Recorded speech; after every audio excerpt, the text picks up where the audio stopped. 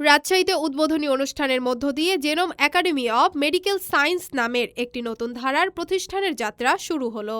আজ মঙ্গলবার বেলা ২টার দিকে নগরের নানকিন দরবার হলে উদ্বোধনী অনুষ্ঠানের আয়োজন করা হয়।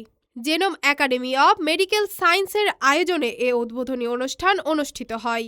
অনুষ্ঠানে সভাপতিত্ব করেন প্রতিষ্ঠানটির ব্যবস্থাপনা পরিচালক ডাক্তার গোলাম রাব্বানী।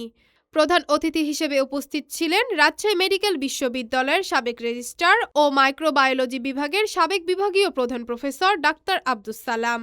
প্রধান অতিথির বক্তব্যে তিনি বলেন, যাদের স্বপ্ন আকাশ ছোঁয়া, মেডিকেল সায়েন্সে যারা প্রতিষ্ঠিত হতে চান, বিভিন্ন স্পেশালিটিতে যারা বিশেষজ্ঞ হতে চান এবং এই বিশেষজ্ঞ হওয়ার পথ পরিক্রমায় যারা একটি সুন্দর প্ল্যাটফর্মের খোঁজে আজ এখানে একত্রিত হয়েছেন, তারা জেনোম নামের একটি গুরুত্বপূর্ণ ও ভালো প্রতিষ্ঠান পেয়েছেন।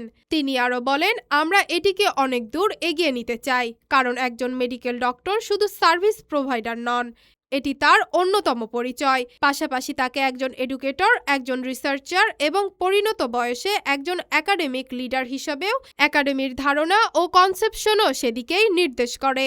আমার পার্সপেক্টিভে এই জেনোম শব্দের ব্যাখ্যা অথবা জেনোমের যে ইনক্লুশন সেটা অনেক বড়, এবং আমি মনে করি সেই ভিশন এবং মিশন জেনোমের থাকা উচিত। এবং আজকে তারা যত ক্ষুদ্র পরিসরেই এটা চিন্তা করে থাকুক, আমার মনে হয় যে এটার ভিশন অথবা মিশন আরও অনেক বেশি ব্যাপ্তিময় হবে ভবিষ্যতে ইনশাল্লাহ। অনুষ্ঠানে অতিথি হিসেবে উপস্থিত ছিলেন Islami bank medical college vice principal professor doctor Kazi Mohiuddin Ahmed, Rajshahi বিশ্ববিদ্যালয়ের মেডিকেল সেন্টারের additional chief medical officer doctor Najib Wadud. এছাড়াও বিভিন্ন চিকিৎসক ও বিভিন্ন মেডিকেল কলেজের ২ শতাধিক শিক্ষার্থী অনুষ্ঠানে উপস্থিত ছিলেন।